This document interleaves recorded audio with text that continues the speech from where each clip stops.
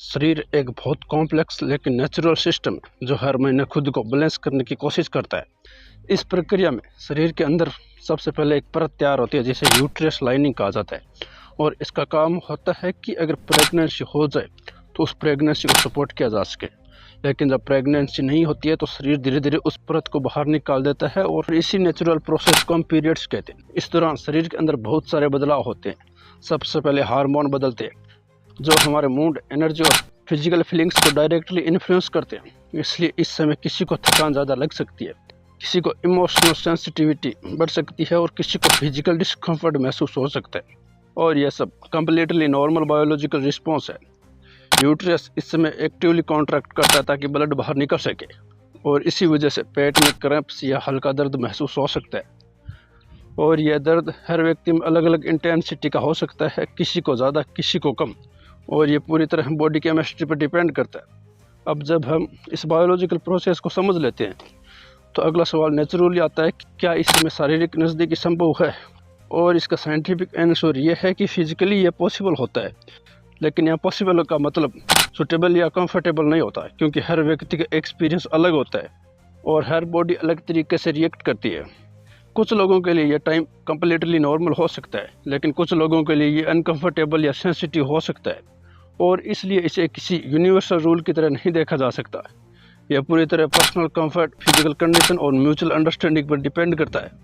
इस समय बॉडी थोड़ा सेंसिटिव होता है क्योंकि सर्विकल एरिया ओपन हो सकता है और ब्लड फ्लो एक्टिव होता है। इसलिए इन्फेक्शन के रिस्क को लेकर मेडिकल साइंस हमेशा क्वेश्चन सजेस्ट करती है, खासकर अगर हाइजीन प्रॉपरली मेंटेन नहीं किया जाए। अब हाइजीन की बात बहुत इंपॉर्टेंट हो जाती है क्योंकि इसमें बॉडी ऑलरेडी सेंसिटिव कंडीशन में होती है और किसी भी तरह क्लीननेस की कमी डिस्कम्फर्ट या इन्फेक्शन को बढ़ा सकती है। इसलिए बॉडी के स्पेस में बहुत इंपॉर्टेंट रोल निभाता है। अगर हम इमोशनल साइड देखें तो यह समय काफ़ी अनप्रेडिक्टेबल हो सकता है क्योंकि हार्मोन मूड को इन्फ्लुएंस करते हैं और किसी दिन व्यक्ति एनर्जेटिक फील कर सकता है और किसी दिन इमोशनली लो। इसलिए कम्युनिकेशन बहुत ज़रूरी होता है ताकि दोनों लोग एक दूसरे की सिचुएशन को समझ सके। अब अगर हम प्रैक्टिकल रियलिटी देखें तो दुनिया भर में इस विषय पर अलग अलग पर्सपेक्टिव है, लेकिन साइंटिफिक कम्युनिटी जनरली इस बात पर एग्री करती है कि ये एक पर्सनल डिसीजन है जो कंफर्ट, कॉन्सेंट और हाइजीन पर डिपेंड करता है। और इसी बात को कई इंटरनेशनल हेल्थ ऑर्गेनाइजेशन जैसे WHO, CDC भी इनडायरेक्टली सपोर्ट करते हैं कि रिप्रोडक्टिव हेल्थ डिसीजन हमेशा इन्फॉर्मेड, सेफ और कॉन्शियल होने चाहिए और किसी भी एक्टिविटी में हाइजीन और सेफ्टी को प्रायोरिटी देनी चाहिए। WHO reproductive health guidelines generally इस बात पर फोकस करती है कि बॉडी अवेयरनेस और सेफ प्रैक्टिसेस हर इंडिविजुअल के लिए इन्फॉर्मेड है और CDC भी सेक्सुअल हेल्थ एजुकेशन में इस बात पर जोर देती है कि इन्फेक्शन प्रिवेंशन और म्यूचुअल कॉन्सेंट सबसे इम्पोर्टेंट फैक्टर है। इन सभी मेडिकल पर्सपेक्टिव का सिंपल मीनिंग ये निकलता है कि कोई भी डिसीजन डर या गलत जानकारी पर नहीं होना चाहिए, बल्कि सही नॉलेज और अंडरस्टैंडिंग पर होना चाहिए।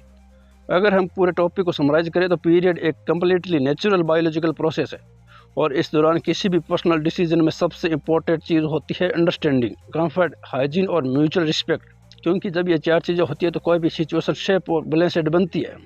और अंत में सबसे इम्पोर्टेंट बात यह है कि शरीर के सिग्नल को समझना बहुत ज़रूरी है, क्योंकि बॉडी हमेशा बताती है कि उसे क्या चाहिए और क्या नहीं, और उन्हीं सिग्नल्स को समझना ही रिस्पॉन्सिबल अप्रोच भी है। वीडियो को लाइक और चैनल को सब्सक्राइब करना मत भूलना।